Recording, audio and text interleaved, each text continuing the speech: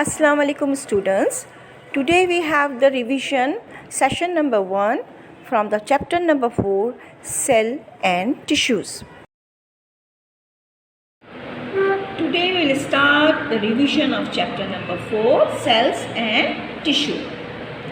What is the meaning of cell and what is the meaning of tissue? As all of you know that cell is a structural and functional unit of life. किसी भी organism को अगर आप note करें, they all are made up of tissue, plant हो या animals. What is the meaning of tissue? When the similar cell combine together and the function are same are called tissue. But before study the cell and tissue in detail, we should know what is microscope. Page number 57. Microscope and emergence of cell theories. यानी microscope कैसे बना, cell theory कैसे जो है वो evolve हुआ. First of all, what is the meaning of microscope? Microscope are instrument designed to produce magnifying visual or photographic image of object too small to be seen with the naked eye. ठीक है ना. ये आपको page number 52 में microscope, नीचे से आप देखें तो थर्ड पैराग्राफ है आपका माइक्रोस्कोप की definition. So what is the meaning of microscope?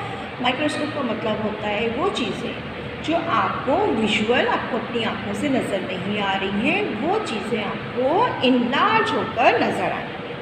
ठीक है. फॉर एग्ज़ाम्पल, अगर मेरे पास कोई भी ऑब्जेक्ट ऐसा है, छोटा सा ऑब्जेक्ट है जो आप उसको क्लियरली नहीं देख सकते, we can use the lens. आपने एक लेंस इस्तेमाल किया और आपने इसको इनलार्ज करके देखा. अगर मैं एक और लेंस इस्तेमाल करूं तो वो मुझे और ज़्यादा इनलार्ज होकर नज़र आएगा. ठीक है. तो सिंपल माइक्रोस्कोप की एग्जाम्पल आपके पास मैग्नीफाइंग ग्लास है. मैग्नीफाइंग ग्लास से आप कोई भी चीज़ इनलार्ज करके देख सकते हैं. ठीक है. और अगर आपने दो लेंसेज इस्तेमाल कर लिए तो वही चीज़ जो है वो आपको और ज़्यादा इनलार्ज होकर नज़र आएगा. ठीक है ना. ये बात हम पहले पढ़ चुके हैं. So here are two terms. Number 1 is a magnification and number 2 is a resolution. What is the meaning of magnification? We have learn that magnification mean, underline करें, the enlargement of an image is called magnification. By combining a number of lenses in the correct manner, a microscope can be produced that will yield very high magnification value. यानी अगर आपके पास एक lens आप इस्तेमाल करते हैं, दोबारा आप इधर देखिए, अगर मैंने एक लेंस इस्तेमाल किया तो वो चीज़ इनलार्ज होकर इतना नज़र आ रहा है. अगर आपने एक और लेंस इस्तेमाल किया तो वो चीज़ और ज़्यादा इनलार्ज हो सकता है. So what is the meaning of magnification? आप लेंसेज की मदद से किसी चीज़ को इनलार्ज करके देख सकते हैं. So what is the meaning of resolution? The meaning of resolution, the resolution of a microscope is defined as the smaller distance between 2 points on a specimen. यानी कोई चीज़ अगर आप देख रहे हैं, ठीक है, जैसे आपके पास ये चीज़ रखी हुई है, बहुत करीब करीब ये है, लेकिन अगर आप रेजोल्यूशन की मदद से इसको थोड़ा सा डिफरेंट डिस्टेंस करके इसको थोड़ा सा इनलार्ज करके देख सकते हैं. जैसे आजकल आप लोग अपने मोबाइल फ़ोन पे कोई आपके पास कोई तस्वीर होती है, उसको जब आप इनलार्ज करते हैं उसको ज़्यादा वाज़ेह प्रोमिनेंट करके देखते हैं. लेकिन अगर हम बहुत ज़्यादा उसको मैग्नीफाइंग कर दें, बहुत ज़्यादा उसकी रेजोल्यूशन बढ़ा दें तो फिर उसके पिक्सल ख़राब हो जाते हैं. है ना. ये बात आपको समझ में आ रही होगी ना. ठीक है. तो ये बात माइक्रोस्कोप के अंदर ज़रूरी है कि मैग्नीफिकेशन एंड रेजोल्यूशन दोनों हो, तो आपका माइक्रोस्कोप जो है वो परफेक्टली काम करता है. So page number 53 first line क्या लिखा हुआ है जी? Both magnification and resolution are very important.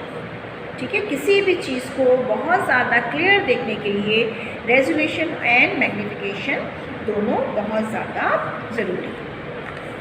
अब आइए हम ये बात देखते हैं कि how many type of microscope. There are 2 type of microscope. Number 1 is a light microscope and number 2 is a electron microscope. What is the meaning, what is the difference between light microscope and electron microscope? Yes, it's very easy. In light microscope, नाम से जाहिर है, we use light for illumination. यानी रोशनी के लिए, रोशनी हासिल करने के लिए, लाइट के लिए, इल्यूमिनेशन के लिए वी यूज़ लाइट चाहे वो डे लाइट हो, सन की इस्तेमाल करें, या हम यहाँ पे बल्ब भी इस्तेमाल कर सकते हैं।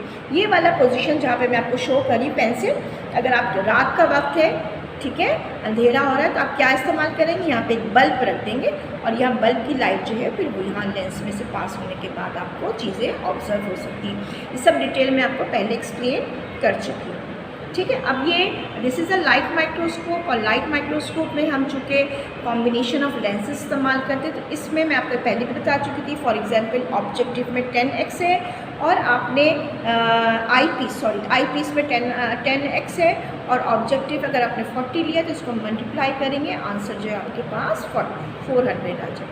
अगर आपने यहाँ 40 की जगह 100 यूज़ किया है, ठीक है, अगर आपने 100x इस्तेमाल किया है तो फिर आप जब मल्टीप्लाई करेंगे आई पीस को और ऑब्जेक्टिव को तो आंसर आपका आ जाएगा 1000। तो पेज नंबर 53 में येलो बॉक्स देखिए, येलो बॉक्स में आपको ये सारा डिटेल बताया हुआ है कि आई पीस और ऑब्जेक्टिव्स को अगर हम मल्टीप्लाई करें तो हम इसकी टोटल मैग्नीफिकेशन जो है किसी भी माइक्रोस्कोप की मालूम कर सकते हैं। ये बहुत डिटेल में आपको एक्सप्लेन कर चुकी हूँ। Okay, turn over the page number 54, electron microscope. Electron microscope differ from the light microscope. Why? Because they produce an image of a specimen by using a beam of electron. यानी यहाँ पे हम light इस्तेमाल नहीं करते, हम beam of electron इस्तेमाल करते हैं, जिसकी वजह से हमें बहुत ज़्यादा हाई रेजोल्यूशन हासिल होती है, और हाई रेजोल्यूशन की वजह से हम बहुत स्मॉल ऑब्जेक्ट भी बहुत ज़्यादा क्लियरली देख सकते हैं। फॉर एग्जांपल सेल के अंदर जितने भी गोल्जी बॉडी है, एंडोप्लाज्मिक रेटिकुलम है, इनको अगर डिटेल स्टडी करना हो तो we can use the electron microscope. लेकिन सिर्फ इसमें एक ड्रॉबैक ये है, लास्ट टाइम देखिए, लाइव सेल जो है हम इसमें इमेज नहीं कर सकते, हमेशा वो सेल जो है वो किल्ड होता है, क्योंकि हम इसमें जो डिफरेंट डाई और इलेक्ट्रॉन बीम्स इस्तेमाल करते हैं, जिसकी वजह से वो सेल जो है वो डाई हो जाता है, ठीक है।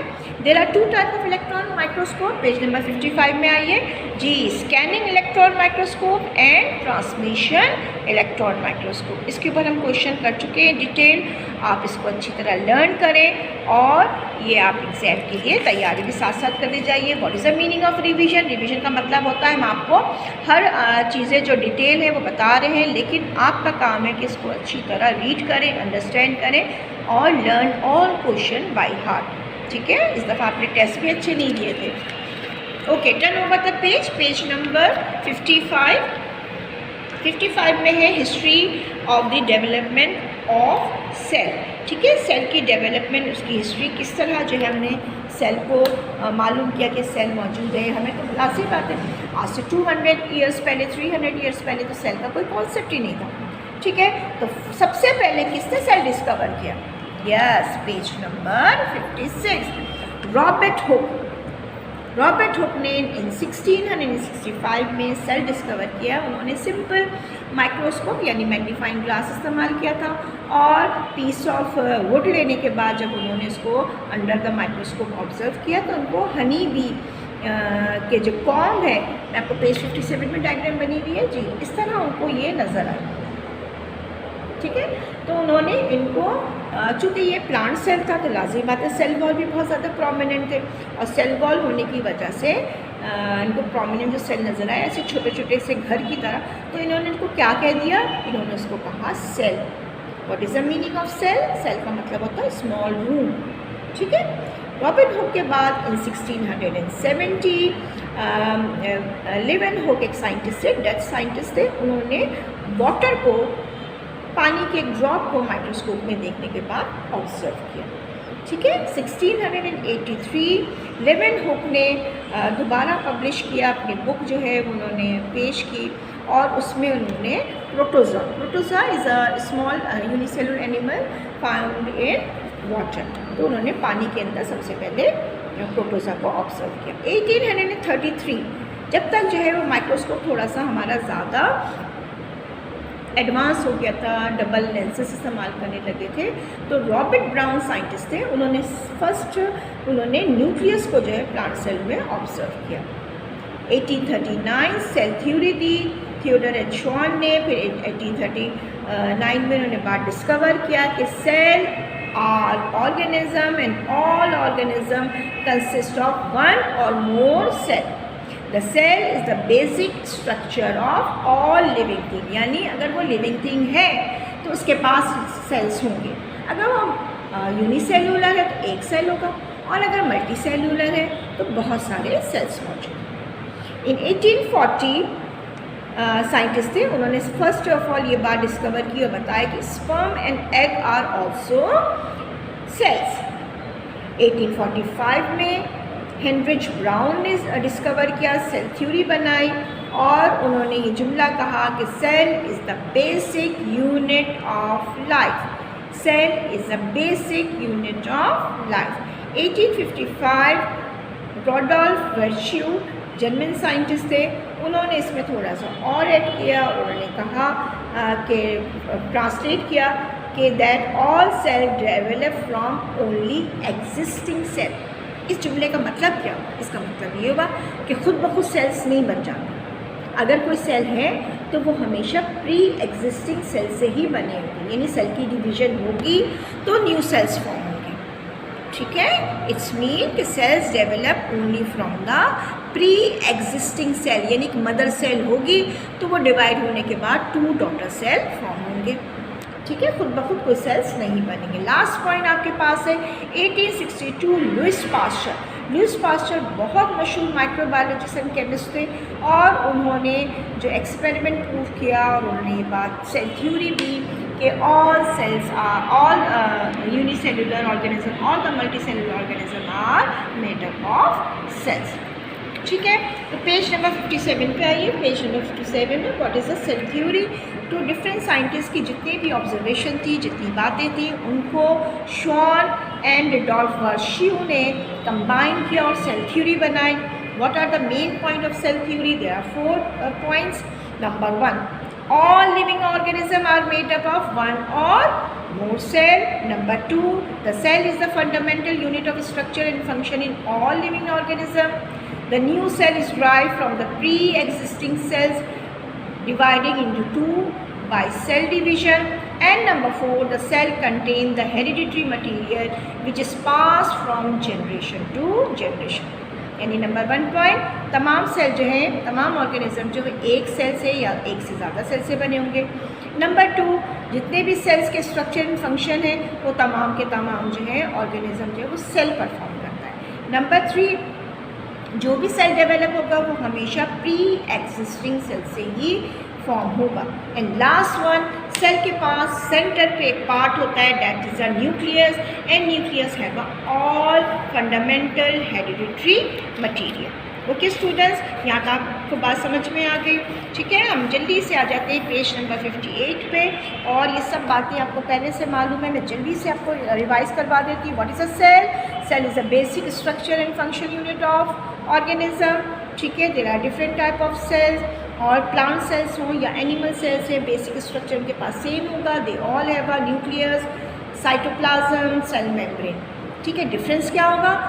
प्लांट सेल के पास क्लोरोप्लास्ट एंड सेल वॉल, जबकि एनिमल सेल्स के पास क्लोरोप्लास्ट और सेल वॉल नहीं है.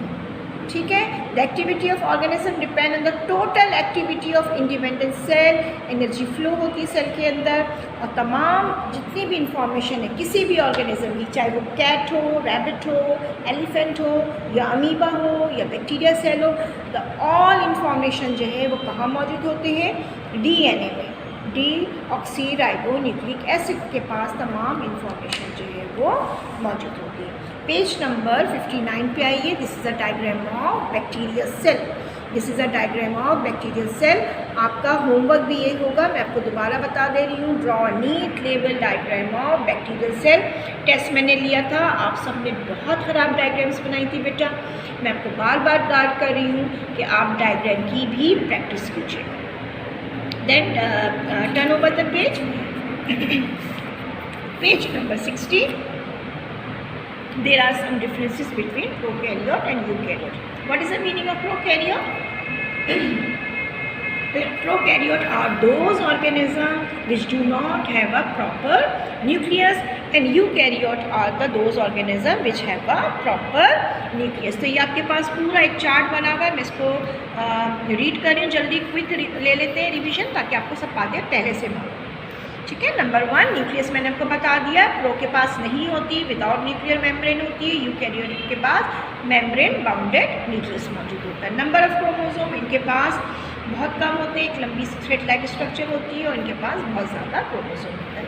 Number of cell mostly they are the unicellular because क्योंकि बैक्टीरिया के एग्जाम्पल है तो यूनिसेलुलर होते हैं, जबकि यूकैरियोट में सारे एनिमल्स आपके पास आ जाएंगे, प्लांट्स आ जाएंगे। True membrane bounded organelle absent होते हैं, इससे प्रेजेंट होते हैं। लाइसोसोम जो है प्रोकैरियोट्स में एब्सेंट है, यूकैरियोट के पास प्रेजेंट है। इसी तरह endoplasmic reticulum, mitochondria, ribosome, vesicles, ये तमाम चीज़ें जो हैं प्रोकैरियोट्स में एब्सेंट होती हैं, while in case of eukaryotes ये सारी चीज़ें जो हैं प्रेजेंट होती हैं। सेल का साइज़ प्रोकैरियोट्स में बहुत स्मॉल है एंड यूकैरियोट का साइज़ जो है वो बहुत बड़ा है। तो आप क्वेश्चन एक करेंगे, आपके लिए होमवर्क क्या है, note the homework. Yes, question number 1, what are the difference between prokaryote and eukaryote cell. Page number 60 में आंसर है, आप पहले भी कर चुके हैं। ठीक है, यहाँ से देखकर आप इसको कॉपी पे कर लीजिए। स्पेशली बॉयज़ मैं आपसे कह रही हूँ, आप लोग काम नहीं करते हैं, कॉपी सबमिट नहीं करवाते, मैं आपके मार्क्स यहाँ से डिटेक्ट कर लूँगी अगर आपकी कॉपी नहीं आई। और क्वेश्चन नंबर 2 आपके लिए है, draw a neat and label diagram of bacteria cell. Page number 59, page number 59, draw a label diagram of bacteria cell. So this is a 2 question, आपके पास 2 क्वेश्चन है होमवर्क के लिए। कॉपी पे काम कीजिए, रीड कीजिए, अंडरस्टैंड कीजिए और कॉपीज़ को सबमिट करवाइए। This is the end of our session. अल्लाह हाफिज़, टेक केयर।